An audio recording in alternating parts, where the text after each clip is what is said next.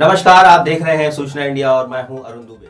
आज हमारे साथ हैं प्रगतिशील समाजवादी पार्टी छात्र सभा के राष्ट्रीय अध्यक्ष मोहम्मद आसिफ खान जी। आइए जानते हैं इनकी पार्टी की रीतियों व नीतियों के बारे में और किस प्रकार वर्तमान सरकार की नीतियों के परिप्रेक्ष्य में ये क्या राय रखते हैं। इंडिया कार्यक्रम में आपका स्वागत है। आज हमारे साथ प्रगतिशील समाजवादी पार्टी लोहिया के राष्ट्रीय अध्यक्ष मोहम्मद आसिफ जी हैं। इनसे बात करेंगे कि किस प्रकार से पार्टी की नीतियों को लेकर के अपने संगठन को चला रहे हैं और सरकार का जो इस समय का जो रवैया है उसको किस परिप्रेक्ष्य में देखते हैं और इनके आगे की क्या रणनीति है। धन्यवाद करना चाहूँगा सूचना आयोग की वो सूचना इंडिया टीम का। और सबसे पहले मैं बताना चाहूँगा कि जो हमारे नेता श्री शिवपाल यादव जी हैं वो हमारे नेता हैं और वो शुरू से ही संघर्षशील नेता रहे हैं। आप उनका जो राजनीतिक जीवन रहा आप देख सकते हैं, आप उनका राजनीतिक जीवन देख सकते हैं कि उन्होंने पूरे जीवन में सिर्फ संघर्ष ही किया अपने और संघर्ष के बलबूते पे उन्होंने सफलता भी प्राप्त की, लोगों को भला किया, किसानों के लिए, गरीबों के लिए, पिछड़ों कमेरों के लिए हमेशा लड़ाई लड़ी। ठीक उन्हीं की रणनीतियों पर हम चलते हैं। हम छात्र सभा के राष्ट्रीय अध्यक्ष हैं प्रगतिशील समाजवादी पार्टी में, तो उन्हीं से ही प्रेरणा लेने के बाद हमने राजनीति को ज्वाइन किया और जो हमारा छात्र जीवन रहा वो भी हमारा संघर्षशील रहा, बहुत सक्रिय रहे हम। तो शिवपाल यादव जी को हमने चुना है, वरना किसी अन्य दल के जैसे जो नेता थे हमें मतलब बुलाते थे, हम उनसे मिलते तो, लेकिन जो क्वालिटी शिवपाल यादव जी में है वो मैं किसी प्रदेश में किसी नेता में नहीं देख पाया। आप ये डायरेक्ट शिवपाल जी से जुड़े या पहले समाजवादी पार्टी जो हिस्सा हुआ करती थी पार्टी, आप वहाँ से जुड़े हुए थे? देखिए, पार्टी में सबसे पहले नाम जाना जाता है श्री मुलायम सिंह यादव जी का, उनके बाद अगर किसी का नाम जाना जाता है तो शिवपाल यादव जी आते हैं। और युवाओं की प्रेरणा अखिलेश जी भी है, ऐसा अखिलेश जी में कोई बुराई नहीं है, लेकिन हमारी चॉइस शुरू से ही रहेगी अपनी ताकत और अपने बलबूते पे ही कुछ पाया जाए तो सबसे अच्छा लगता है। और चाचा जी ने बचपन से लेके नेताजी के बैकबोन की तरह काम किया। राजनीति में अगर कभी सफलता दिलाई तो चाचा जी की मेहरबानी रही, जो अभी तक समाजवादी पार्टी का नाम रहा। 26 साल पुरानी है तो 26 साल में उनका एक बहुत बड़ा योगदान है। पूरा जीवन उन्होंने नेताजी के नाम कर दिया। तो आप जाहिर है कि सब तो जब जाहिर है तो इसको कोई छुपा नहीं सकता है। तो मैंने चुना है शिवपाल जी को। शिवपाल जी में युवाओं के लिए, किसानों के लिए, गरीबों के लिए, इन सब के लिए एक जज्बा है आज भी कुछ करने का। उनके ठीक उन्हीं का बेटा भी उनके पदचिन्हों पे चल रहे हैं। श्री आदित्य यादव जी हमारे पार्टी के प्रमुख राष्ट्रीय महासचिव हैं, वो भी उनके पदचिन्हों पे चलते हैं। चाहते तो वो भी आज के इंटरनेशनल ऑस्ट्रेलिया अमेरिका कहीं जाके अपना वर्ल्ड लेवल का बिजनेस फैलाते हैं, लेकिन उन्होंने सब चीज़ को त्याग करके हम जैसे गरीब और मजदूरों के बच्चों के लिए राजनीति में उतरे ताकि हमको हमारा न्याय और हक मिले। हम अपनी राजनीति में आने का मकसद सिर्फ राजनीति करना नहीं रहा।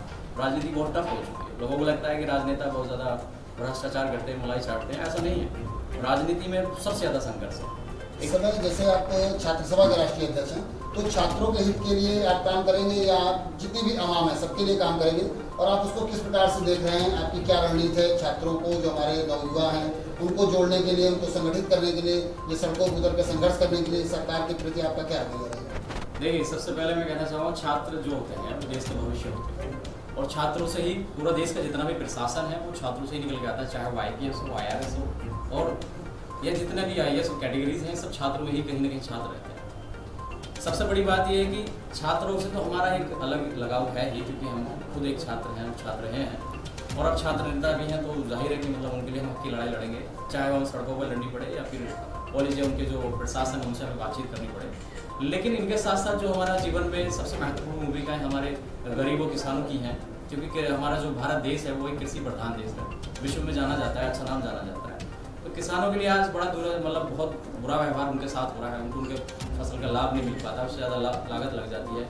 एक किसान तपती हुई गर्मी में मतलब हल जोतता है, उसके बाद फिर फसल उगाता है, 6 महीने साल भर इसको वेट करता है, उसके बाद भी उसको उस हिसाब से उसको मतलब लाभ नहीं मिलता। तो सरकार को उनके लिए कुछ अच्छा सोचना चाहिए, उनके लिए कोई स्पेशल एक टीम बनानी चाहिए, कोई अच्छा सा उनके लिए स्कीम तो कर रही है कि जैसे चाइनीज़ कंपनियां और देशों से हटाई गई हैं और कंपनियां हैं जो चाइना में व्यवसाय कर रही थी उनको इंडिया लाया जा रहा है। अभी बिजनेस समिट हुआ है, कई तरह की हुए, तो इस तरह से यहाँ लाने के जो प्रयास हो रहे हैं उन पर मतलब सरकार की जो नीतियाँ हैं उन पर आपको भरोसा नहीं है इस समय? देखिए, सरकार को उनसे गरीबों का और जनता का कोई भला नहीं होता है। उस पर अडानी जी का भला होता है, अंबानी जी का भला होता है। वो एक जो वर्ल्ड लेवल का ग्रुप है, जो एक ह्यूज ग्रुप है, उन लोगों का बेनिफिट होता है। इसमें आपका हमारा कोई भला नहीं होगा। जो 20,000 की जो सैलरी का एम्प्लॉय था उसका कोई भला नहीं होगा। जो एक रिटेल वाला जो दुकानदार था उसका कोई भला नहीं होगा। ये MNCs आ रही हैं तो इंडिया में 2 ही ठेकेदार बैठे हैं, गवर्नमेंट सीधा सीधा इन हाउस में उनको एक कॉन्ट्रैक्ट दे देती है कि ये नया कॉन्सेप्ट है, हम ये बिजनेस लेकर के आ रहे हैं, तो सीधा सीधा मोदी जी या तो अडानी जी को या अंबानी जी को कॉन्ट्रैक्ट देते हैं। तो उसमें जो देश की 139 करोड़ की जनता है उसको कोई लाभांश सीधा नहीं होता। एक आदमी प्रतिदिन अरबपति बनता जा रहा है और आप जैसे हम जैसे मतलब जो मध्यम वर्ग के इंसान हैं वो प्रतिदिन गरीब होते जा रहे हैं। आसिफ जी, आपसे एक आखिरी सवाल कि छात्र सभा के आप राष्ट्रीय अध्यक्ष, छात्र कहा जाता है कि देश का कर्णधार है युवा, और जो छात्र, चूंकि आप खुद भी कह रहे हैं हम छात्र हैं, छात्र नेता हैं, आप छात्रों को क्या संदेश देना चाहेंगे? देखिए, छात्रों ने हमेशा से संघर्ष किया और ये आगे तक भी रहेगा। ऐसा नहीं है कि मतलब हमारे आने से हुआ, पहले से ही था और संघर्ष के बलबूते उन्होंने देश पे एक जो शासन प्रशासन चल रहा है उस पर अपना सफलता भी दिखाई है, लोगों को दिखाया कि हाँ हमने अपने मेहनत के बलबूते पे किया है। संदेश उनके लिए हमारा ये सरकार से कि जो छात्रों के साथ बड़ा दुर्व्यवहार हो रहा है, बड़ी परेशानियाँ हो रही हैं, जैसे एग्जाम को लेकर के है या उनका अटैम्प्ट्स को लेकर, सबसे पहले आपके चैनल के माध्यम से मैं एक सरकार से एक अनुरोध करना चाहूँगा कि जिन लोगों का ये आखिरी अटैम्प्ट था और वो कोरोना के चलते नहीं दे पा रहे या नहीं दे पाएंगे, गवर्नमेंट को एक दो अटैम्प्ट उनको चांस देना चाहिए कि 2-3 चांस उनको और मिल जाए ताकि उनको ये नहीं लगे कि हमारा लास्ट चांस हम नहीं दे पाए। सेकंड, जो लोग साल भर कॉलेज बंद रहे, अर्थव्यवस्था के कारण लोगों के पैसे की बड़ी दिक्कत रही, तो उनकी फीस माफी हो जानी चाहिए। हमने हर वर्ष लाखों करोड़ रुपए अपने कॉलेज और स्कूल के द्वारा कमाते हैं, एक वर्ष अगर हम नहीं कमाएंगे, देश हित में हम फीस माफ कर देंगे तो कोई बुरी बात नहीं। इससे हमारा देश को ही भला है और हम देश के लिए हमेशा खड़े हैं।